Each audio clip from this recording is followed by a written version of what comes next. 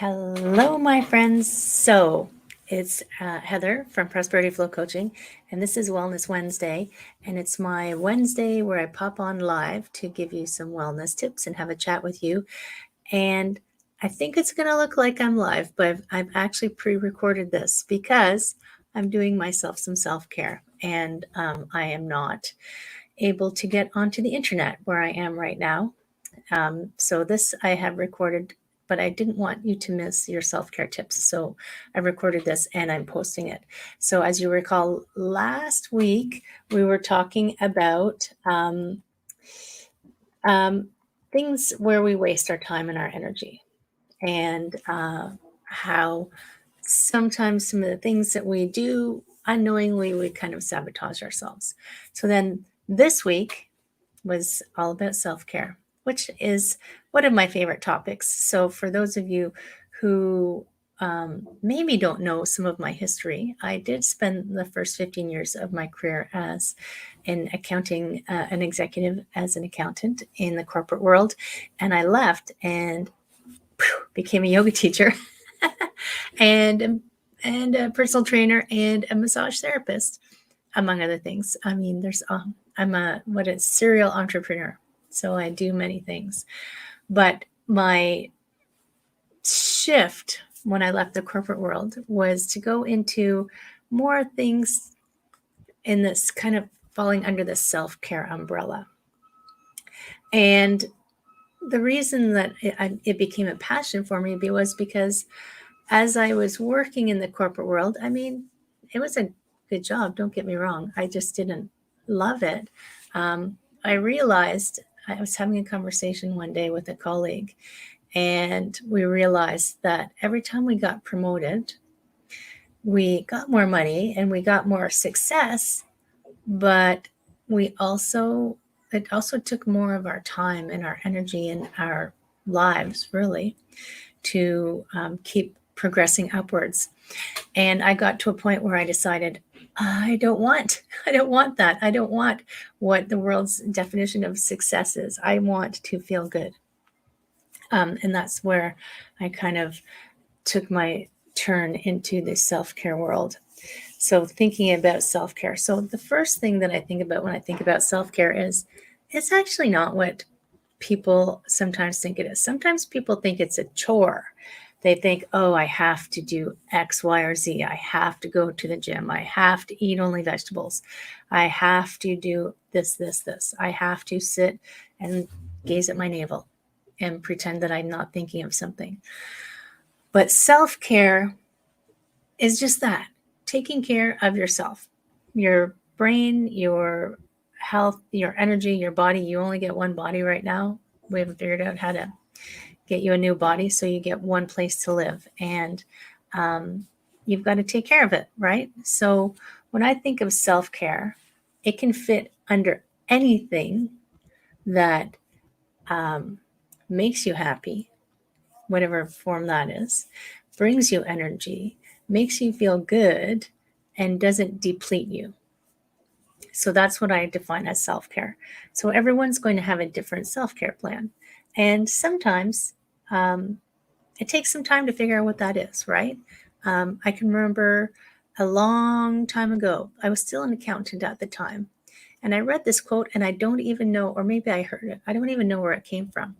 But everyone is an experiment of one. What works for me may work for you, maybe a component of what works for you, or maybe something completely different works for you. And you don't know until you try. That's the thing.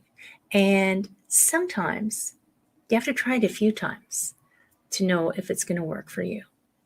I can remember if I had taken my first ever yoga class and I had just taken my experience from that as what yoga was always going to be. Obviously, I've been teaching yoga for 17 years now, so I've come a long way down the yoga road, but I've been practicing for over 20 years. And I remember back to my first yoga class. Oh my gosh, it was so uncomfortable and just was not the greatest time ever. But I felt a little bit of something when I left that class.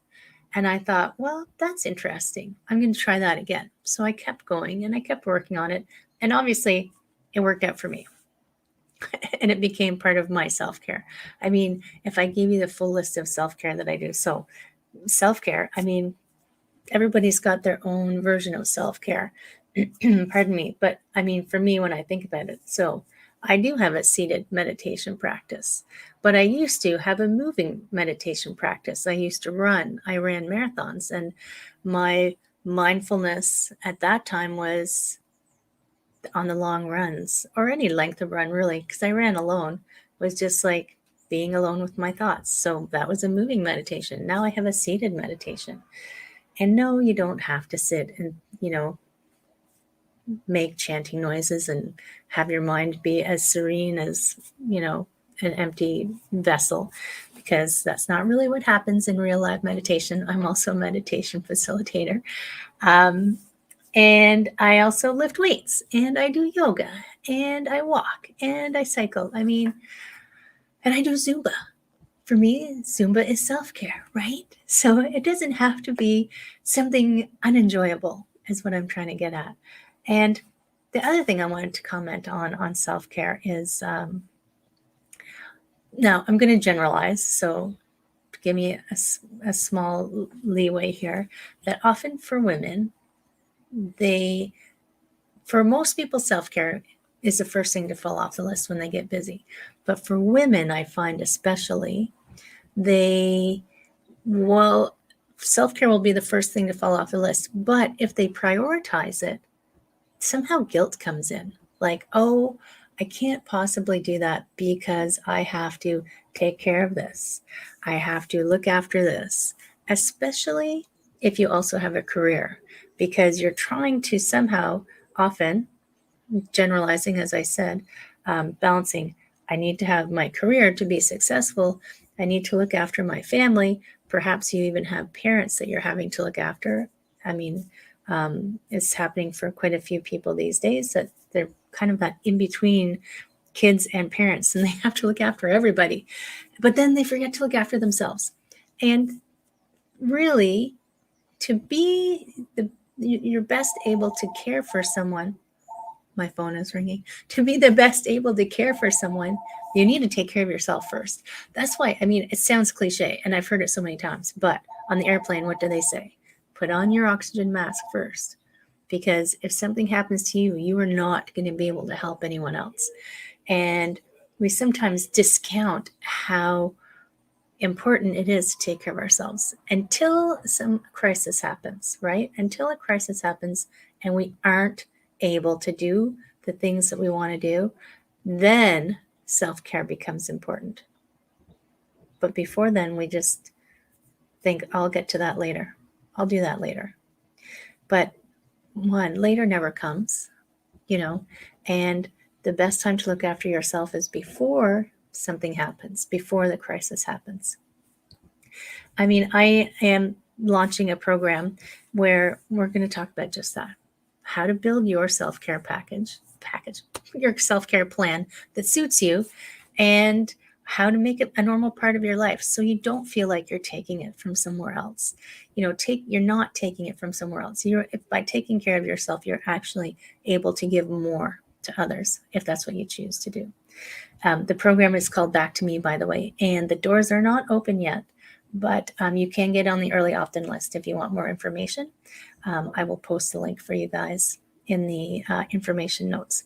So thinking about self-care, thinking about what is self-care and normalizing it, making it part of your normal life so that you actually take care of yourself and can show up better in the world.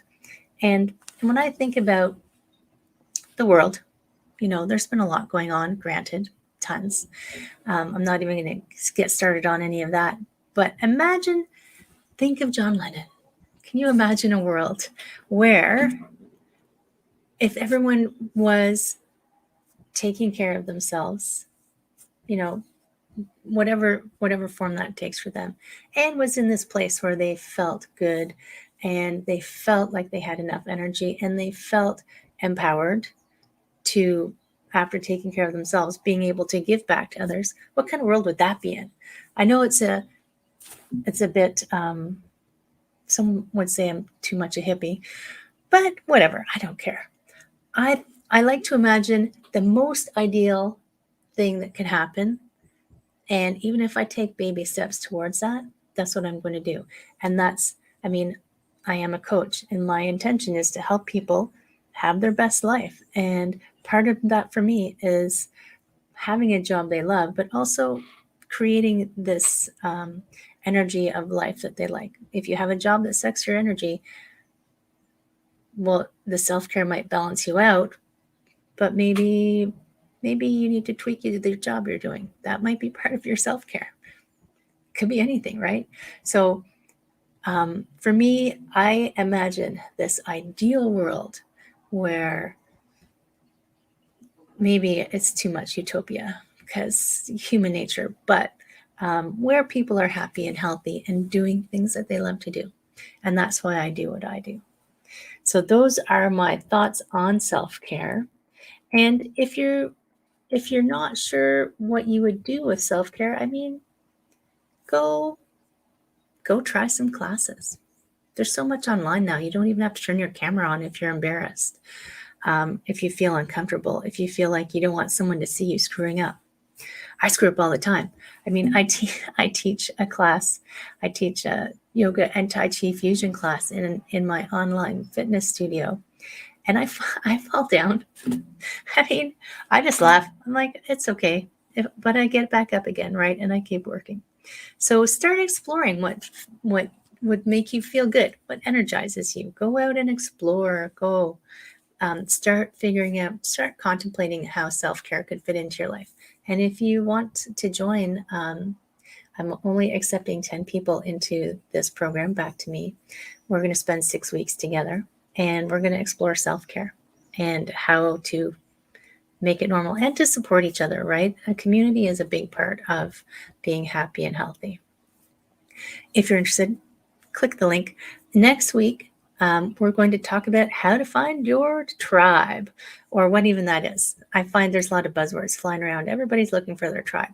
But think about, I'm going to talk about how you might possibly go about finding a community to support you. I hope you're having an amazing week.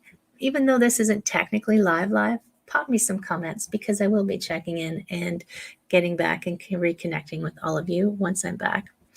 And every now and then, my self-care is going somewhere where there's no internet. I hope you have a great week, my friends.